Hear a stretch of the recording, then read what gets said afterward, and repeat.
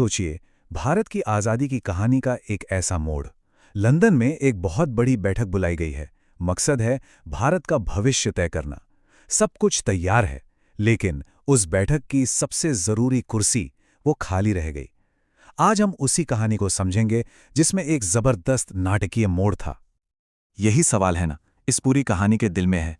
एक इतना बड़ा ऐतिहासिक सम्मेलन हो रहा है भारत का भविष्य तय करने के लिए, और देश की सबसे बड़ी, सबसे मजबूत राजनीतिक आवाज ही वहां नहीं है। तो आखिर ऐसा हुआ क्यों? तो चलिए थोड़ा पीछे चलते हैं। 1919 के बाद के दौर में ब्रिटिश सरकार ने कुछ सुधार लाने की कोशिश तो की, पर सच कहें तो वो भारतीयों की उम्मीदों पर बिल्कुल खरे नहीं उतरे। नतीजा, एक पॉलिटिकल डेडलॉक, एक राजनैतिक गतिरोध पैदा हो गया। सबको ये महसूस हो रहा था कि अब भाई भारत के भविष्य के लिए एक बड़ी और निर्णायक बातचीत की जरूरत तो है।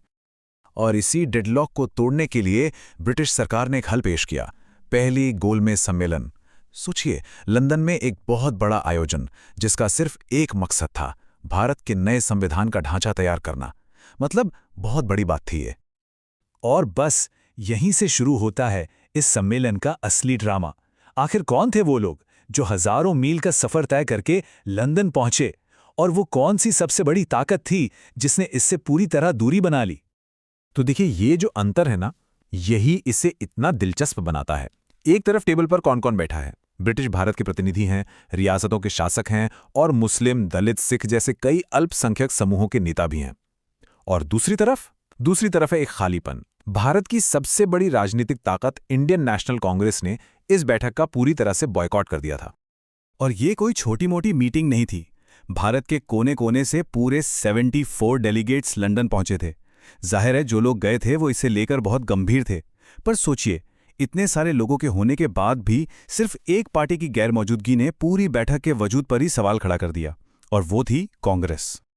तो फिर सवाल वही है, बॉयकॉट क्यों? जवाब बिल्कुल सीधा था। कांग्रेस की कुछ ऐसी मांगें थीं जिन पर वो कोई समझौता करने को तैयार नहीं थी।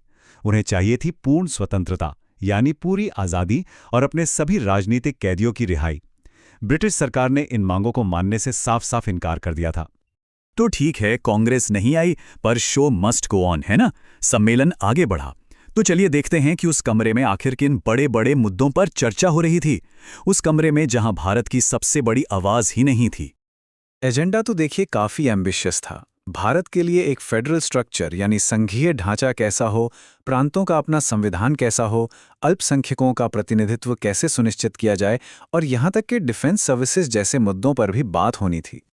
हाँ, इस सम्मेलन की एक खास बात जरूर थी।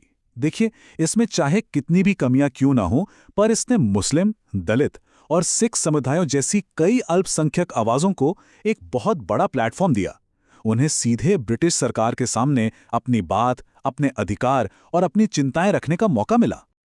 अब आते हैं कहानी के नतीजों पर।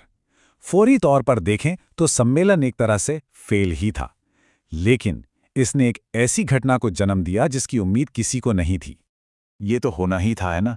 कांग्रेस, जो उस वक्त भारत की आबादी के इतने बड़े हिस्से को रिप्रेजेंट करती थी, उसके बिना किसी भी बड़े संवैधानिक समझौते पर पहुंचना नामुमकिन था। तो जाहिर है सम्मेलन अपने असली मकसद में ज्यादा आगे नहीं बढ़ पाया।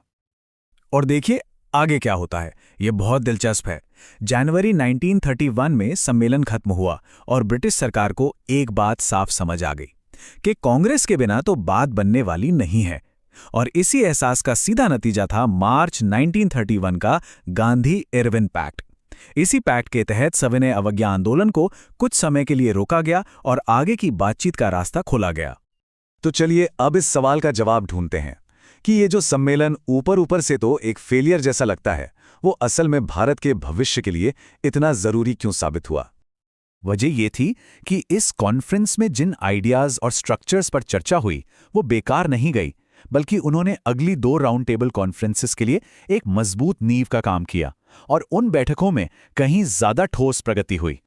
और शायद इसका सबसे बड़ा, सबसे जरूरी लॉन्ग टर्म इम्पैक्ट यही था। पहले गोलमेज सम्मेलन में जो भी बातचीत हुई उसने सीधे सीधे 1935 के ऐतिहासिक गवर्नमेंट ऑफ इंडिया एक्ट का रास्ता बनाया।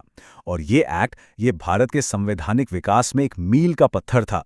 इसने एक तरह से आजाद भारत के संविधान की नींव रखी। तो संक्षेप में कहें तो इस सम्मेलन ने क्या किया?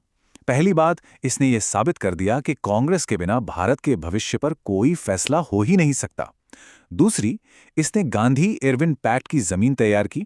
और तीसरी, इसने अनजाने में ही सही भारत के भविष्य के संविधान का आधार बना दिया। तो आखिर में यह हमें एक बहुत बड़े सवाल के साथ छोड़ जाता है कि किसी भी देश का भविष्य कैसे बनाया जा सकता है जब उस देश की सबसे बड़ी, सबसे अहम आवाज ही उस कमरे में मौजूद न हो। यही सवाल इस सम्मेलन की सबसे बड़ी विरासत है।